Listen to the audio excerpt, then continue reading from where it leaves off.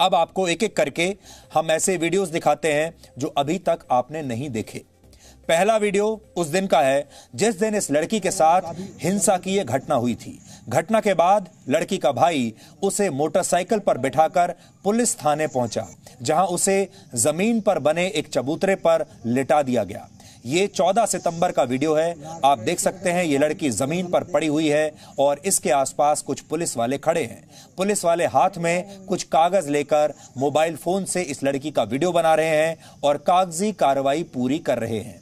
ये तस्वीर देखकर आप समझ जाएंगे कि एक लड़की दर्द से तड़प रही है। उसे असल में अस्पताल में होना चाहिए, उसे डॉक्टर चाहिए, उसे इस समय पुलिस नहीं चाहिए, उसे इस समय थाने की कागजी कार्रवाई नहीं चाहिए, उसे डॉक्टर चाहिए। लेकिन वो कहां पड़ी है आप देख लीजिए और बिल्कुल एक तरीके से बेहोशी की हालत में है। ये वीडियो देखकर पता लगाना मुश्किल है कि ये लड़की जिंदा भी है या नहीं, लेकिन आसपास खड़े पुलिस वाले बहुत आराम से इत्मीनान से इसका वीडियो बना रहे हैं। यानी किसी ने भी इसे पहले अस्पताल पहुंचाने की कोशिश नहीं की। लड़की के भाई का तो यह भी आरोप है कि पुलिस वालों ने इसे अस्पताल पहुंचाने तक से इनकार कर दिया था। बाद में लड़की का भाई अपनी बहन को एक ऑटो में बैठाकर अस्पताल ले गया, ऐसा परिवार का दावा है।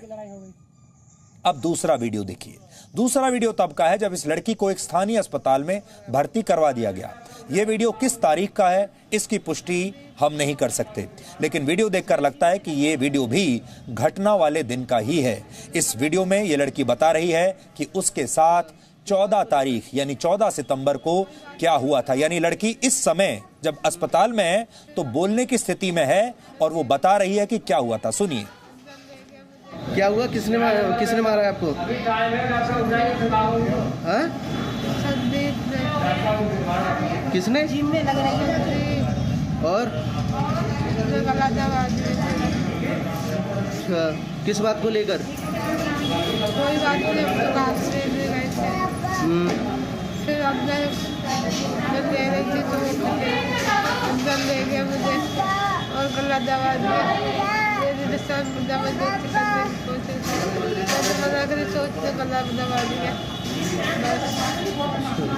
क्या कोई रंजिश चल रही है?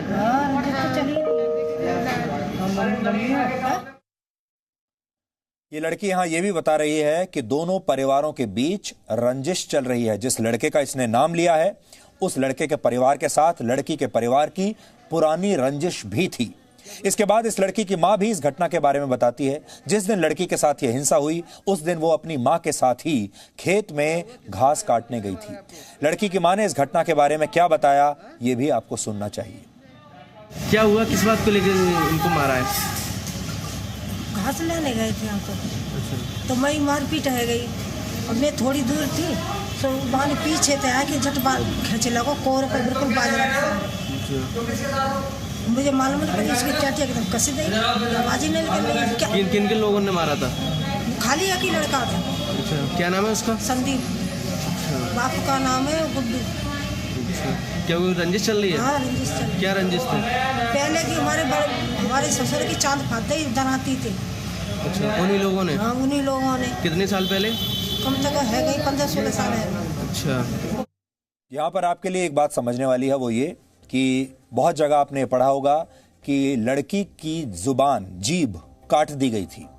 ये बात सच नहीं है। लड़की की जीभ में चोट जरूर लगी थी लेकिन जीभ को काटा नहीं गया था। आपने यहाँ देखा होगा पहले ही दिन ये लड़की खुद बात भी कर रही है और अपना बयान भी दे रही है। जीभ में चोट है लेकिन ऐसी नहीं है कि वो बात भी ना कर पाए। पहली बात ये। अब अगर आप इन दोनों बयानों को गौर से सुनेंगे, लड़की और लड़की की मां के बयान को, तो दोनों ही गैंग रेप का जिक्र यहां पर नहीं कर रही हैं। लेकिन इसमें संदीप नाम के एक लड़के का जिक्र हो रहा है और रवि नाम के एक और लड़के का जिक्र हो रहा है। यानी संदीप और रवि नाम के 2 लड़कों का जिक्र हो रहा है। पुलिस संदीप और रवि समेत 4 लोगों को हत्या और गैंगरेप के आरोप में गिरफ्तार कर चुकी है। लेकिन यहां पर अगर आप देखें तो लड़की ने भी गैंगरेप के बारे में नहीं कहा है कुछ भी, और लड़की की मां भी गैंगरेप के बारे में कुछ नहीं कह रही है। इनके नाम और उम्र इस समय आपकी स्क्रीन पर है, जितने लोगों को अभी तक गिरफ्तार किया गया है। इनकी उम्र क्या है और ये लोग कौन हैं ये अभी आपकी स्क्रीन पर है। ये सब लोग गिरफ्तार हो चुके हैं लड़की के बयान के बाद ही, क्योंकि बाद में लड़की ने इन सब के नाम लिए हैं।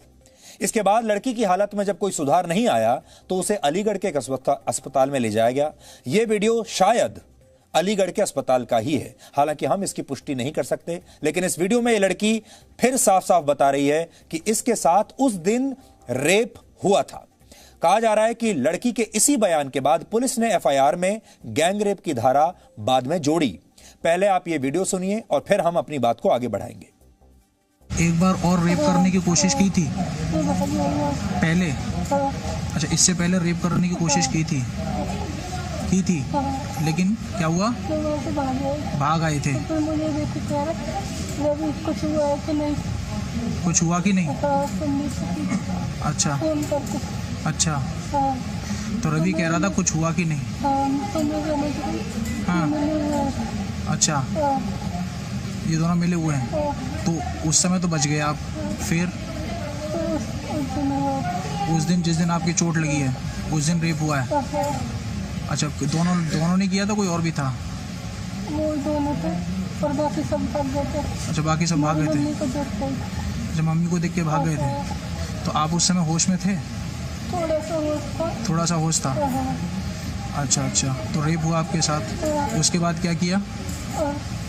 मेरी मम्मी ने मुंह में पानी डाला तो कुछ नहीं किया हुआ। तो शुरुआत में लड़की ने रेप की बात नहीं कही थी, बाद में लड़की ने जब रेप की बात कही तो पुलिस ने रेप की जो धाराएं हैं उन्हें भी एफआईआर में जोड़ लिया और फिर गिरफ्तारी भी की, यानी बाद में पुलिस हरकत में आई है। इस मामले में अभी कई सवालों का जवाब बाकी है और इन्हीं सवालों का जवाब तलाशने के लिए हमने आज हाथरस के उसी भूलगढ़ी गांव से एक ग्राउंड रिपोर्ट तैयार की है जहां इस बेटी के साथ ये हिंसा हुई थी। फिर हम आपसे ये कहना चाहते हैं, पूरा देश और मीडिया भी, पुलिस भी, प्रशासन भी इस बात पर उलझे हुए हैं कि रेप हुआ था या गैंग रेप हुआ था, रेप हुआ था या रेप नहीं हुआ था। हमारा मुद्दा ये नहीं है, हमारा मुद्दा ये है इस लड़की के साथ हिंसा हुई है, इस लड़की के साथ मार पिटाई हुई है और इस लड़की के साथ अत्याचार हुआ है। रेप नहीं हुआ तो रेप करने की कोशिश जरूर हुई है और इस तरह से हुई है कि बाद में इस लड़की की मौत हो गई। क्या ये काफी नहीं है? ये ग्राउंड रिपोर्ट देखकर आपको समझ में आ जाएगा कि 18 साल की इस लड़की की हत्या तो 4 लड़कों ने की, लेकिन इसकी आत्मा को मारने का काम हमारे पूरे के पूरे सिस्टम और समाज ने किया है। भूलगढ़ी गांव में हम इस वक्त हैं और हमारी कोशिश है वो सब कुछ सामने लाने की, वो सच सामने लाने की जो परिवार वालों को पता है क्या कुछ हुआ 14 तारीख से लेके 29 तारीख के बीच में, और कैसे ये एक एक करके इस घटना में चीजें जुड़ती चली गईं। बहुत सारी चीजें सामने आईं, बहुत सारी चीजें रह गईं जो सामने नहीं आ पाई। और जैसा मैंने कहा, हमारा मकसद, हमारी कोशिश उन तमाम चीजों को सामने लाने की है जो अब तक आपके सामने नहीं आ पाई हैं। चाहे वो बड़े भाई का बयान हो, माँ की बात हो, या फिर परिवार का कोई दूसरा सदस्य जो अब तक बहुत कुछ कहना चाहता है लेकिन कह नहीं पाया। शरीर मिट्टी है और इसे एक दिन मिट्टी में ही मिल जाना है, लेकिन अगर इस मिट्टी पर कोई हिंसा का तेजाब डाल दे तो वो बंजर हो जाती है और बंजर जमीनों और बंजर जमीरों के सहारे कोई समाज तरक्की का रास्ता कभी नहीं पकड़ सकता। एक भाई अपनी बहन को अधमरी हालत में लेकर पहले पुलिस के पास जाता है। लड़की की गर्दन टूटी हुई, लेकिन पुलिस की गर्दन वर्दी के अहंकार में अकड़ी हुई है। नानुकुर के बाद रिपोर्ट लिखी तो जाती है, लेकिन दम तोड़ती लड़की की लड़खड़ाती जुबान से निकले सच को दुत्कार कर अस्पताल रवाना कर दिया जाता है। इस दौरान मम्मी थोड़ा आगे चल के खेत में थोड़ा साइड में मम्मी घास काट रही थी, तो जो इकट्ठे करते समय जो बहन कर रही थी उसको पीछे से पहले तो उसका जो हाथ पकड़ा, हाथ पकड़ने के बाद उसका जो दुपट्टा पड़ा हुआ तो उसको खचेड़ते हुए अंदर को लेके गए जो अपराधी हैं। तो मम्मी को करीब 20 मिनट बाद महसूस हुआ है कि अभी लड़की अभी इतना टाइम क्यों लगा रही है, क्या चक्कर, अभी घास काट रही है। तो मम्मी उठ के गई हैं, खेत की तरफ गई हैं, फिर उसके बाद रोड की तरफ भी गई हैं, रोड से फिर वापस आई हैं मम्मी। तो मम्मी जब वापस आई हैं तो देखा तो जो खेत है, खेत पर जो मेरी बहन की चप्पल वहाँ पर उल्टी पड़ी हुई थी। तो मम्मी ने मम्मी को चप्पल उठाया कि ये तो मनीषा की चप्पल है। तो मम्मी चप्पल उठाया तो देखा तो जो बाजरे के जो पेड़ हैं वो टूटे पड़े थे अंदर के लिए। तो पेड़ जो बाजरे का जो पेड़ जो है, जी हाँ, जो बाजरे के पेड़ टूटे पड़े, तो मम्मी फिर उसी बाजरे के पेड़ पर अंदर चली गई हैं। तो देखा उसी निशान पे, जी हाँ, जी हाँ, तो उसी निशान पे गई अंदर। तो बहन मेरी बेहोशी हालत में, उसके जो मुंह में से जो जीव जो दवा उसको जो गले से जो करा गया है दबा के, उसकी जीभ कटी हुई थी तो उससे पूरा ब्लड हो रहा था। और जो मेरी बहन थी वो बेहोश हुई पड़ी थी। तो माँ ने उसको अब दूसरी अवस्था में देखा, मैं कुछ कह नहीं सकता। तो एक भाई था वहाँ पर, उसने थोड़ा उसके मुंह पानी डाला तो उसको हल्का सा होश आया।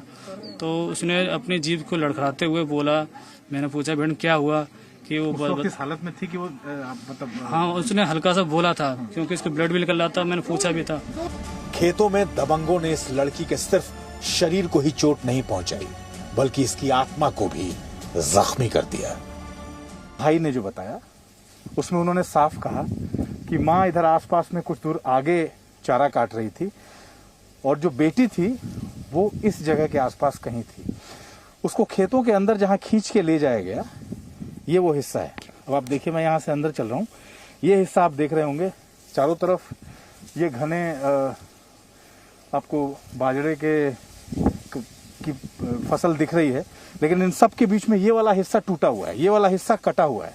इस वाले हिस्से का जो पूरा आप ये सोच लीजिए, ये हिस्सा जैसे यहाँ जो वो बात लगातार कह रहे थे, खींच के जिस तरीके से खेतों के अंदर ले जाया गया, यहाँ इस लोकेशन पे आने के बाद ये हिस्सा आप यहाँ देख लीजिए। मैं वहां से आने के बाद यहाँ खड़ा हूँ। इस वाले हिस्से में इसके बाद आपको ये जगह आगे जाने का कोई पैसेज, टूटा हुआ पैसेज नहीं बन रहा, जिसमें बाजरे के ये पौध खड़ी है, ये जो फसल खड़ी है वो टूटी हुई नजर आए। यानी ये लोकेशन थी जहां से खींचते हुए, जो दावा किया जा रहा है, खींचते हुए पीड़िता को यहां तक ले आया गया और यहीं पर उसके साथ गलत काम किया गया, उसके साथ मारपीट की गई और जो बर्ताव उसके साथ किया गया, जिस बर्ताव का जिक्र उसके परिवार वाले कर रहे हैं, यही वो जगह है जैसा परिवार वाले बता रहे हैं कि इसी जगह पे उसको खींच के लाया गया था। और उसके बाद फिर वो यहां से, जो 4 लोग थे वो यहां से फरार हुए, यहां से भाग गए। 16 दिनों तक हाथरस की 18 साल की बेटी सिर्फ वेंटिलेटर पे ही नहीं थी, बल्कि हमारा सड़ गल चुका सिस्टम भी आखिरी सांसें ले रहा था। लड़की की मौत तो कल हुई, लेकिन हमारा सिस्टम उसके मरने के बाद भी उसके साथ अन्याय करता रहा। ऐसे लगे ना खींच गए तो बाजार टूटा भाव, तो उसी लेन देखती गई कहाँ तक है, बीच बाजार। अब मेरी बेटी बहुत बुरी हालत है, सारे कपड़े उतरे पड़े थे मेरी बेटी के। मैंने लोढ़ा के अपनी बेटी, मुंह में से खून निकल, जीभ को कटी हुई थी मेरी। उस दिन जब होश आया बेटी को, जब उस दिन पहली बार बातचीत हुई बेटी से आपकी? हाँ, 4 दिन पर। हाँ। उससे पहले कोई बातचीत नहीं। उसे खेत में तो बोलते बोलते बेहोश है। तो अब ये जरूरी हो जाता है कि आप ये बताएं कि जिस दिन उसको पहली बार होश आया और उसने आपसे क्या कहा, ये आप पूरा बताइए।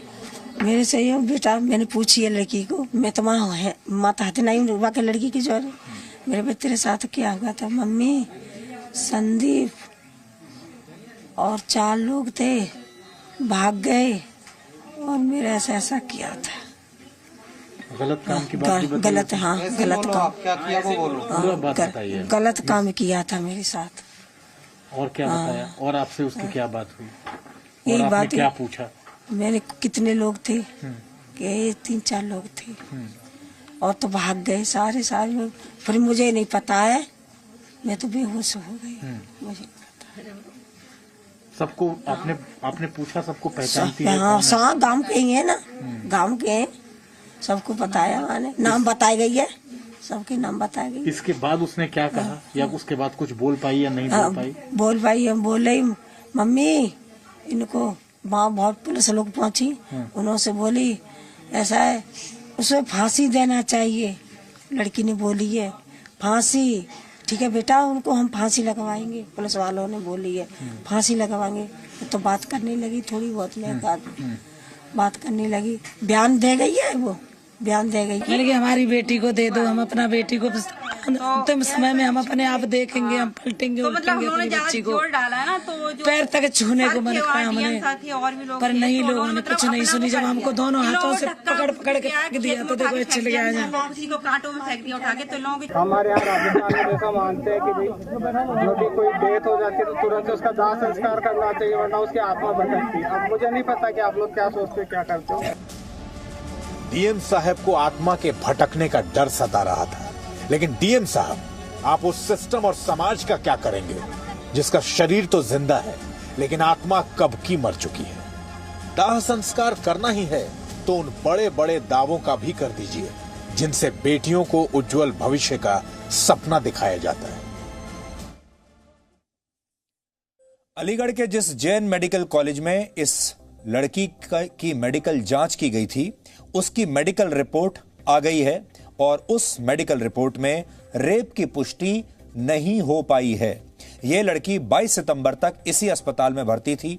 हालांकि इस रिपोर्ट में यह जरूर लिखा है कि इस लड़की के साथ जबरदस्ती की गई थी और दुपट्टे से इस लड़की का गला दबाया गया था, जिससे लड़की की रीढ़ की हड्डी टूट गई और उसे लकवा मार गया, यानी शरीर जो है वो उसमें पैरालिसिस आ गया। वो इस वजह से क्योंकि दुपट्टे से जब लड़की को उसका गला घोटा गया होगा, उसे घसीटा गया होगा, उस दौरान उसकी रीढ़ की हड्डी में चोट आई है। इस रिपोर्ट के मुताबिक लड़की की पीठ पर खरोंचों के निशान भी थे, लेकिन किसी तरह की अंदरूनी चोट की बात इस रिपोर्ट में नहीं है। हालांकि रिपोर्ट में यह कहा गया है कि रेप की पुष्टि फोरेंसिक जांच के बाद ही हो सकती है। इस रिपोर्ट में यह भी कहा गया है कि लड़की की हालत गंभीर है और जल्द से जल्द इसका मजिस्ट्रेट के सामने बयान दर्ज कराया जाना चाहिए, जो कि पुलिस ने कराया भी। यानी 14 से 22 सितंबर तक इस लड़की का औपचारिक बयान दर्ज नहीं किया गया। कुल मिलाकर ऐसा लगता है कि जिस दिन लड़की ने वीडियो में रेप की बात मानी है, उस दिन तक लड़की की स्थिति काफी बिगड़ चुकी थी और उसका बचना तब काफी मुश्किल लग रहा था। हमने ये खबर आपको कल भी दिखाई थी और आपको याद होगा कल भी हमने आपको यह सावधान किया था कि हाथरस की बेटी को इंसाफ मिले या ना मिले, इस मामले में राजनीति जरूर शुरू हो जाएगी। नेता बिल्कुल सक्रिय हो जाएंगे और यहां पॉलिटिकल टूरिज्म शुरू हो जाएगा। कितने दुख की बात है कि राजनीति की शुरुआत इस बेटी की मौत के साथ ही शुरू भी हो गई। कल रात दिल्ली के सफदरजंग अस्पताल में जब लड़की का पार्थिव शरीर ले जाने की प्रक्रिया चल रही थी, तब लड़की के पिता और भाई अस्पताल के गेट पर ही मौजूद थे। वहां भीम आर्मी के चंद्रशेखर और कांग्रेस के नेता और कार्यकर्ता जमा हो गए। तभी वहां आम आदमी पार्टी के एक विधायक सौरभ भारद्वाज भी पहुंच गए। उसके बाद अस्पताल के गेट पर जो तमाशा हुआ, उसे देखकर आप समझ जाएंगे कि वहां मौजूद किसी भी नेता को न तो परिवार के दुख दर्द से कोई सरोकार था, ना ही लड़की को इंसाफ दिलाने की कोई चिंता थी।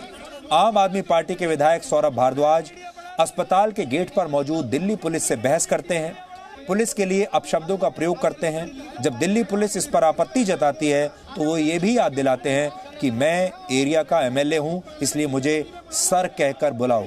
इसलिए अब आप देखिए कि वहां पर क्या हो रहा था, राजनीति कैसे होती है।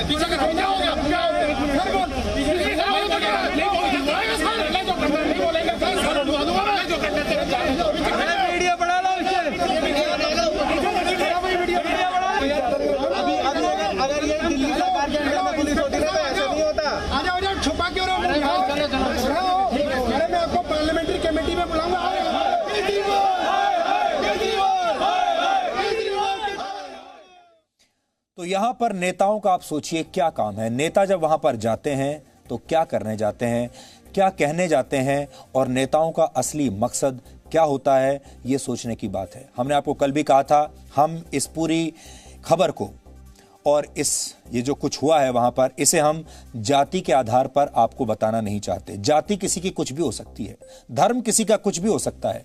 इस घटना का जाति और धर्म को जोड़कर इस पर राजनीति करना गलत है। लेकिन आप जानते हैं हमारे देश में हर जाति और धर्म के अलग अलग नेता हैं और फिर वो जातिगत राजनीति करने से चूकते नहीं हैं।